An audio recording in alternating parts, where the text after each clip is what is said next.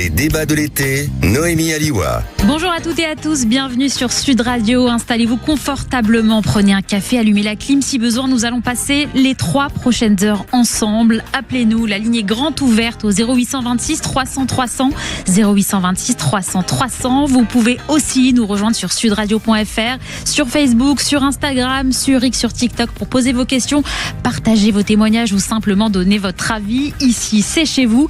Et ce matin, on va parler d'un geste fort, à la fois de solidarité et de prudence, direction Saint-Raphaël dans le Var, où la ville a décidé d'annuler le feu d'artifice qui devait être tiré dimanche soir pour la fête de la Saint-Pierre. La raison, un geste de solidarité envers les victimes des incendies, mais aussi envers les sapeurs-pompiers, toujours pleinement mobilisés sur le terrain. Une décision qui résonne d'autant plus que Saint-Raphaël a elle aussi été touchée cet été. Le 11 juillet, un incendie a parcouru 4 hectares à Boulouris, près d'une centaine de pompiers. 4 avions et 3 hélicoptères avaient été mobilisés. Alors on vous pose la question ce matin, est-ce que vous habitez le secteur? Est-ce que vous suivez de près ces incendies qui touchent la région? Est-ce que l'annulation de ce feu d'artifice vous paraît un geste de solidarité nécessaire? Appelez-nous, racontez-nous 0826 300 300 et nous recevrons dans quelques minutes le maire de Saint-Raphaël, Frédéric Masquelier. Et puis dans la seconde partie de cette émission, on reviendra sur ce cri d'appel.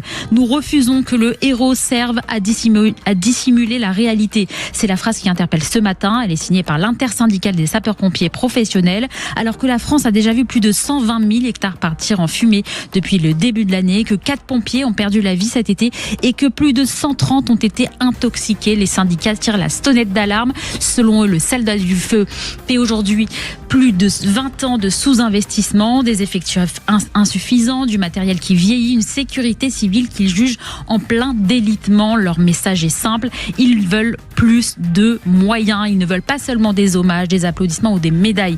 Ils réclament des recrutements, des moyens, un véritable suivi médical et un engagement financier de l'État. Alors on vous donne la parole ce matin. Vous avez un proche qui est pompier, vous le sentez fatigué, plus sollicité qu'avant, vous avez le sentiment qu'on leur demande toujours plus avec des moyens qui ne suivent pas.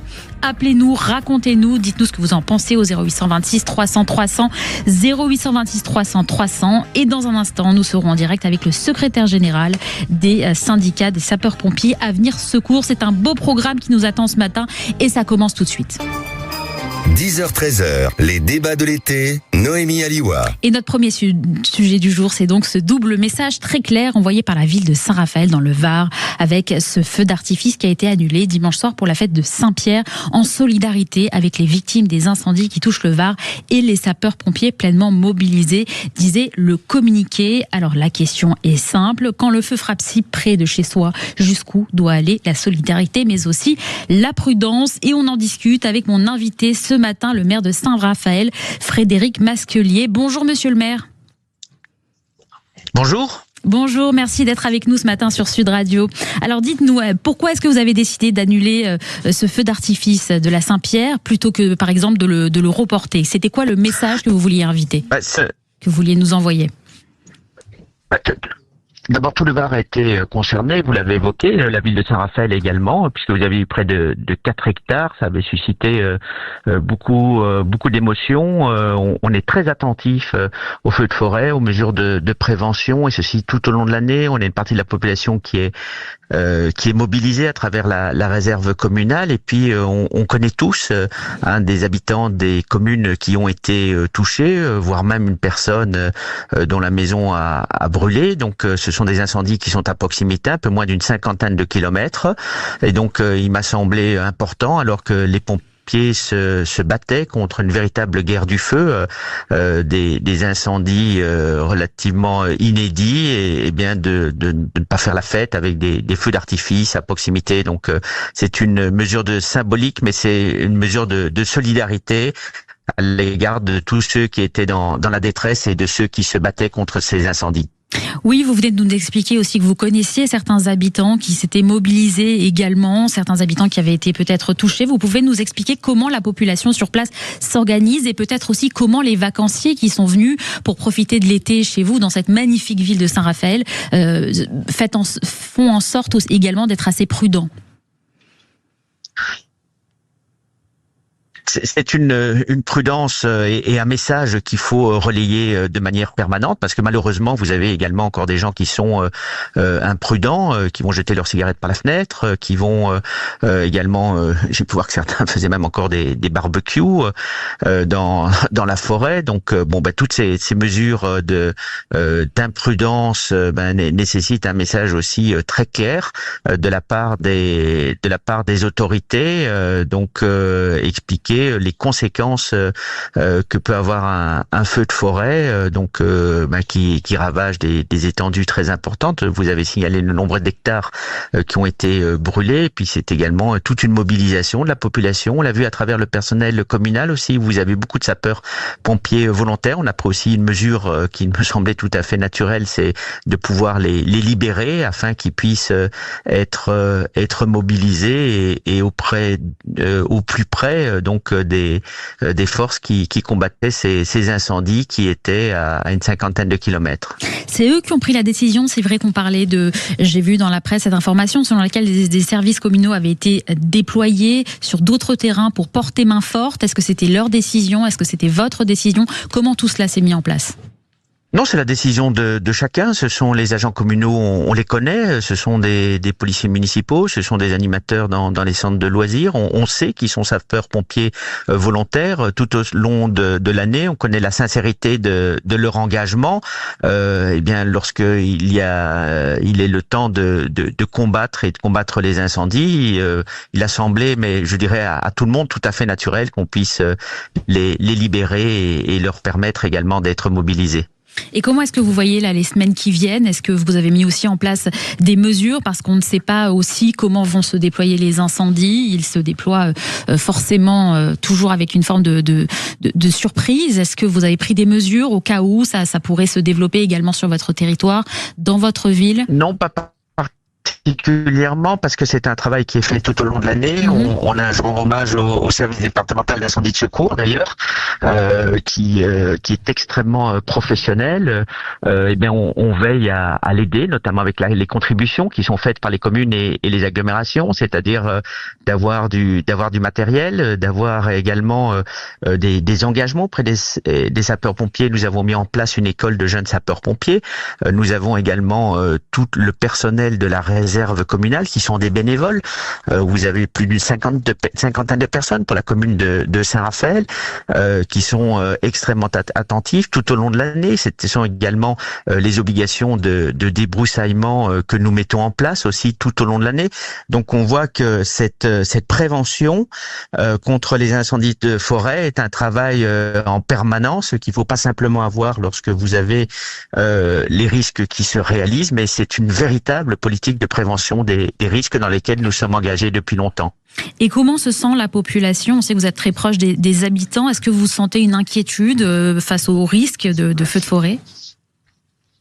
Une inquiétude, une attention, et je dirais que c'est une bonne chose dans la mesure où c'est la responsabilisation aussi de chacun, donc une prise de conscience aussi des risques qui peuvent attacher aux incendies et puis au bon comportement à adopter, et puis également les habitants comprennent aussi un certain nombre de mesures d'interdiction qui sont mises en place, comme l'accès à certains massifs forestiers lorsque nous sommes en zone rouge. Oui, c'est ça. Vous pouvez nous expliquer d'ailleurs les mesures concrètes que vous avez mis en place pour protéger les quartiers les plus exposés de Saint-Raphaël? En coordination avec la préfecture, bien entendu. Donc, on travaille avec les services de l'État, avec les services du SDIS. Lorsque vous avez des périodes qui font que ces massifs sont classés en zone rouge, vous avez des mesures de fermeture et puis encore une fois de prévention, de mobilisation du personnel communal ou encore de la réserve communale afin de pouvoir faire appliquer ces arrêtés, mais également d'assurer la communication, les explications en expliquant que s'il y a des mesures d'interdiction, c'est bien entendu pour l'intérêt général et pour pouvoir préserver nos forêts.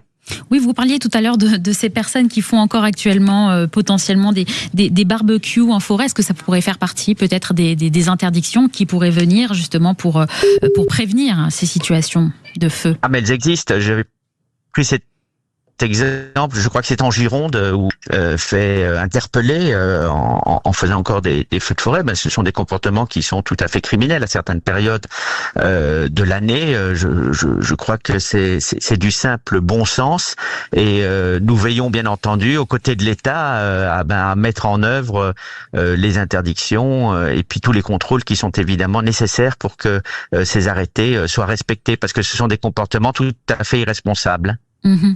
Oui, c'est ça aussi. C'est-à-dire, est-ce que vous avez des réclamations à faire à l'État ou au département pour peut-être mieux soutenir les communes du Var face à ces incendies à répétition ? Non, je crois que nous avons vu que les services de l'État... Monsieur le maire, on vous entend très mal, monsieur le maire. Pardon, je disais que l'État ou encore les services départementaux de secours incendie ont été remarquables à cette occasion, ont été remarquables par leur Monsieur le maire, c'était très intéressant. Merci beaucoup d'être intervenu sur Sud Radio. On a un problème de son. Malheureusement, on vous entend très mal. Il y a eu un problème de réseau, je crois, peut-être là où vous êtes. On va peut-être essayer de vous rappeler. Mais en attendant, voilà, on rappelle le contexte aux éditeurs qui viennent de nous rejoindre. Nous sommes sur Sud Radio. Vous pouvez nous appeler à tout moment au 0826 300 300. Et nous sommes actuellement avec le maire de Saint-Raphaël, Frédéric Masquelier, qui malheureusement vient d'avoir un petit problème technique. Mais c'est pas grave, nous allons continuer cette journée, les débats de l'été ici sur Sud Radio. Vous pouvez nous appeler. C'était un plaisir en tout cas de discuter avec monsieur le maire qui nous a rejoint, qui nous a expliqué les difficultés auxquelles était confrontée sa commune. En tout cas, j'invite à tous les Français qui peuvent aller visiter cette ville magnifique de Saint-Raphaël pour l'été ou hors saison. C'est vraiment une ville qui vaut le détour. Allez-y. Il est 10h14 sur Sud Radio et dans un instant, on sera avec le secrétaire général du syndicat des sapeurs-pompiers, Avenir Secours. Il lancera un cri d'alerte pour les soldats du feu. Vous verrez, à tout de suite. 10h16 sur l'antenne de Sud Radio. On poursuit notre suivi de l'actualité avec ce cri d'alerte des soldats du feu. On parle ce matin d'un système à bout de souffle, des pompiers professionnels qui doivent parfois poser des congés pour partir en renfort, des citoyens, des agriculteurs, des militaires et des bénévoles qui compensent les manques et une intersyndicale qui exige désormais un recrutement massif, un financement durable et la modernisation immédiate des moyens nationaux. La question devient urgente. Jusqu'où peut-on continuer à faire reposer la sécurité civile uniquement sur le courage de ceux qui interviennent? Vous avez l'impression qu'on demande trop aux pompiers avec trop peu de moyens. On en discute avec mon invité Alain Larata. Bonjour.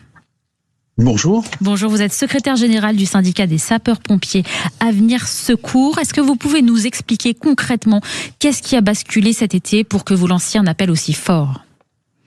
Alors déjà, je voudrais préciser que l'intersyndicale a été constituée dès le mois d'avril. C'est-à-dire que nous n'avons pas attendu d'être face à cette situation critique que nous prévoyions d'ailleurs à cette époque pour nous regrouper et faire en sorte que toutes les organisations syndicales parlent d'une seule et même voix pour attirer l'attention du gouvernement sur les difficultés que l'on dénonce déjà depuis les années 2015, voyez-vous. Donc aujourd'hui, il est très malheureux d'avoir une audience du fait de l'actualité sur les incendies, mais au-delà des incendies de forêt, il y a tous les pans de la sécurité civile aujourd'hui qui nécessitent d'être révisés. Vous avez évoqué certains points, mais on pourra également parler du secours d'urgence aux personnes, tout ce qui est préhospitalier et qui mobilise énormément les sapeurs-pompiers toute l'année et pas seulement en période estivale ou de canicule. Oui, mais sans doute que cet été, il y a eu, si vous voulez, une mobilisation particulière avec ces méga-feux qu'on a vus dans différents départements et qui ont nécessité une organisation et un dévouement supplémentaire. Alors, vous avez parfaitement raison et je profite de l'antenne pour rendre hommage à nouveau à nos collègues qui sont morts au feu cet été. Alors, effectivement, cet engagement, il est massif, il est coordonné de Paris jusqu'au plus près du terrain, mais il n'empêche qu'il ne doit pas masquer une réalité que nous dénonçons, c'est un manque de moyens généralisé. Vous savez, les services d'incendie et de secours en France, c'est très compliqué puisque c'est l'État qui a la télécommande des réformes et ce sont les collectivités qui payent. L'État doit également prendre sa part puisque c'est ressorti sur les médias. Vous savez, quand on parle de doublement du budget de la sécurité civile, je vais vous donner un exemple. L'État a accompagné les collectivités dans le cadre du pacte capacitaire. Donc c'est à peu près 180 millions qui ont été accordés aux services d'incendie et de secours. C'était uniquement pour remplacer les camions citernes feux de forêt qui n'étaient plus à la norme. Donc on n'a pas eu une augmentation notable des moyens matériels. Et puis l'angle mort de la sécurité civile, ce sont les ressources humaines. Et aujourd'hui, elles sont pas intarissables. Et l'été, on est qu'au milieu de la saison feu de forêt. Vous savez que ça peut aller jusqu'au mois de septembre, voire début octobre, en fonction des conditions climatiques. Donc on n'est pas encore sorti de la période noire. C'est ça. Alors vous avez commencé à les évoquer, mais est-ce que vous pouvez nous dire très concrètement, parce que vous parlez de moyens, on parle de moyens, mais quels sont les moyens dont vous auriez précisément besoin pour pouvoir mieux travailler au quotidien ? Il faut que le risque courant soit déjà couvert toute l'année, du 1er janvier au 31 décembre, pour faire face après aux situations exceptionnelles. Aujourd'hui, on parle des feux de forêt. Dans quelques jours, semaines, on parlera des inondations. L'angle mort, je le redis, c'est les moyens humains. Les moyens humains, ce n'est pas l'État qui est compétent, hormis pour les formations militaires de sécurité civile et le bataillon des marins-pompiers de Marseille et Paris. Ce sont les collectivités services d'incendie de secours qui sont les recruteurs des sapeurs-pompiers professionnels et des sapeurs-pompiers volontaires. Aujourd'hui, on a du mal à recruter, et peut-être que cette situation encouragera des jeunes et moins jeunes à rejoindre les corps de sapeurs-pompiers volontaires, mais ils ne peuvent pas être la variable d'ajustement du manque de pompiers professionnels. Et depuis des années, les services d'incendie de secours ont fortement ralenti leur campagne de recrutement. Les recrutements qui ont eu lieu ne l'ont été que pour les départs à la retraite. Il faut aujourd'hui changer de braquet, avoir un véritable recrutement de pompiers professionnels et de cadres. Il faut aussi qu'on puisse avoir des cadres sur lesquels on s'appuie. Vous savez que la gestion de toutes les crises, elle passe par un encadrement qui doit être à la hauteur des enjeux, qui doit se former, qui doit être au plus près des réalités, au plus près des évolutions technologiques pour pouvoir coordonner ces chantiers qui sont monumentaux. La Gironde, c'est 3000 personnes à coordonner. Le Var, 1500 pompiers actuellement. Il faut de l'ingénierie, il faut des cadres aussi qui soient là. Et malheureusement, on a réduit au fil des années les effectifs. Et ça, aujourd'hui, c'est insupportable. Il faut que l'État prenne ses responsabilités et que les collectivités qui recrutent le fassent également. C'est le moment. Demain, il ne sera pas encore trop tard. Comment est-ce que vous expliquez justement ces problèmes de recrutement ? C'est comme tout le reste. Il faut que l'événement précède le règlement et l'action dans notre pays. On a vu pendant des années où on s'est complètement désengagé sur les armées et aujourd'hui on met 60 milliards pratiquement par an pour réarmer nos armées. Il faut qu'il y ait également ce même choc d'investissement sur les moyens matériels, sur les moyens humains, et tout le monde doit prendre sa part. Et c'est pour ça que aujourd'hui on a décidé de tous nous unir, de faire une conférence de presse le 13 pour expliquer tout ça. Il faut que les parlementaires aussi prennent leurs responsabilités. En premier lieu, les sénateurs qui devraient être destinataires d'un projet de loi pour moderniser la sécurité civile. J'espère qu'ils feront diligence pour donner leur avis et que l'Assemblée nationale le fasse le plus tôt possible. Et puis, il y a également le projet de loi de finances qui est là pour réarmer la sécurité civile, doter de plus de moyens humains, matériels, pour qu'on n'ait pas à connaître toutes les difficultés qu'on a aujourd'hui sur le manque de moyens qui n'est réalisé aujourd'hui que par la combinaison des solidarités interdépartementales. Vous savez, aujourd'hui en Gironde, il y a plus d'une quinzaine de départements français qui sont venus intervenir. On a également l'Europe, qui est un mécanisme qui est nécessaire, mais très largement insuffisant, puisque, vous l'avez vu, ça brûle partout. Ça brûle en France, en Espagne, en Grèce, avec des bilans humains tragiques. Et donc, c'est le moment ou jamais que chacun prenne ses responsabilités. C'est le message que l'on porte toutes et tous pour que des députés, des sénateurs, des membres du gouvernement et des élus locaux, bien tout le monde comprenne qu'aujourd'hui on est au pied du mur et qu'il faut réagir maintenant parce qu'après ça va devenir encore plus compliqué d'année en année. Est-ce que c'est simplement un manque de moyens ou est-ce qu'il n'y a pas aussi une crise des vocations, peut-être moins de jeunes qui sont prêts, qui seraient prêts à s'engager vraiment pour le bien commun ? Alors, les vocations, vous savez, chaque fois qu'il y a des concours de pompiers professionnels, ils sont complets. Tout le monde veut devenir pompier professionnel sur les rangs et on n'a pas de difficulté à recruter des professionnels. La difficulté, elle vient sur le volontariat, puisque comme vous le savez, 80% des pompiers sont des volontaires et en tant qu'organisation syndicale pour les pompiers professionnels, on accompagne, on encourage et on est également satisfait que les volontaires puissent se joindre à nous pour combattre et réaliser toutes les missions. Mais aujourd'hui, être pompier volontaire, c'est très compliqué, beaucoup de formation, beaucoup de sollicitations. Et encore une fois, l'essoufflement du volontariat, il n'est pas lié à une crise des vocations, pour répondre à votre question. Il est lié à un essoufflement qui est dû à un sous-effectif de professionnels. Et donc, dans toutes les casernes de France, ou presque, les pompiers volontaires sont la variable d'ajustement des sous-effectifs des professionnels, et l'essoufflement est grandissant là-dessus. Vous savez, si la durée moyenne d'engagement est autour de 7 à 8 années, c'est bien parce que le volontariat d'aujourd'hui, c'est une sursollicitation, une surcharge au détriment de la vie personnelle, professionnelle, familiale, et que ça ne peut être compensé que par des recrutements de sapeurs-pompiers professionnels pour éviter de tarir cette magnifique ressource qu'est le volontariat. Justement, si vous deviez peut-être lancer un appel ce matin, ici sur Sud Radio, aux jeunes qui pourraient être tentés de rejoindre cette belle corporation, qu'est-ce que vous leur diriez ? Leur dire que malgré nos alertes et puis le fait que l'on décrive une situation un peu critique, sapeur-pompier, c'est le plus beau métier du monde. On est là tous les jours au quotidien, et quand je dis on est là, les volontaires comme les professionnels, pour répondre à une mission de service public. On est le couteau suisse de la société, on est le sopalin de la société, peut-être pas pour citer une marque, mais pour dire que quand tous les autres services ferment ou se désengagent, eh bien, il restera toujours les sapeurs-pompiers, que ce soit sur le plateau ardéchois, en Corrèze ou en région parisienne. Il y aura toujours des sapeurs-pompiers pour porter assistance.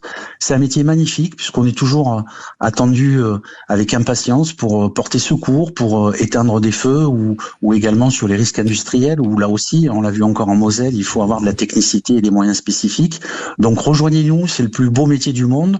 On a une utilité quotidienne. La population, en règle générale, nous le rend très bien, à part quelques abrutis qui nous caillassent quand on intervient, mais ça, le problème se règle aussi par le judiciaire.